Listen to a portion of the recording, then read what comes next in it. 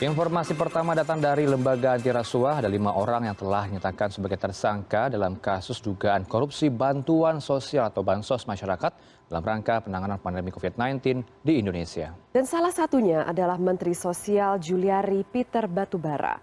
3 dari 5 orang yang ditetapkan KPK sebagai tersangka kasus korupsi dana bantuan sosial COVID-19 dihadirkan oleh KPK selama konferensi pers rangkaian operasi tangkap tangan yang telah digelar KPK sejak 5 Desember lalu. KPK juga menghadirkan barang bukti yang berhasil diamankan berupa uang tunai sebesar 14,5 miliar rupiah dalam berbagai mata uang. 2 orang tersangka lagi yaitu Juliari Peter Batubara dan seorang pejabat pembuat komitmen Kementerian Sosial RI berinisial AW tidak tampak selama acara berlangsung.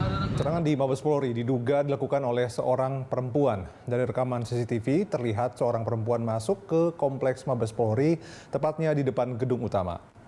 Perempuan tersebut terlihat mengacungkan senjata pistol. Tidak lama kemudian aksi ini bisa dilumpuhkan oleh polisi.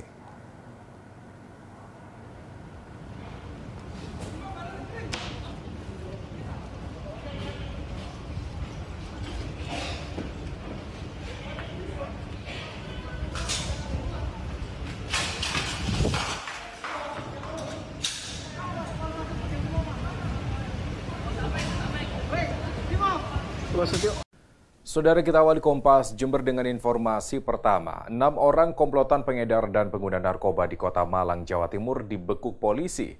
Ironisnya, 1 dari 6 tersangka merupakan seorang aparatur sipil negara yang disebut menjabat sebagai kepala dinas di pemerintahan Kota Malang.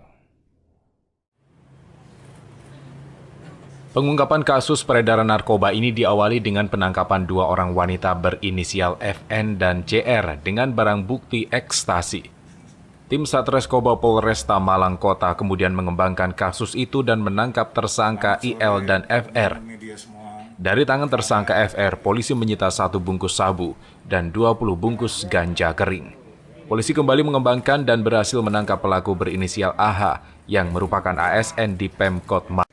Teknologi 5G digadang-gadang menjadi jaringan internet seluler tercepat di dunia. Pembicaraan soal jaringan 5G pun kembali ramai usai Apple merilis iPhone 12 yang berbekal jaringan 5G seperti yang sudah dilakukan kompetitornya Samsung Note 20 Ultra. Beberapa negara di dunia juga sudah menerapkan teknologi ini. Lalu pertanyaannya, kapan kira-kira akan sampai di Indonesia? Jaringan 5G atau Fifth Generation adalah teknologi terbaru yang digadang-gadang hadir dengan kecepatan ratusan kali lebih cepat dari akses internet 4G.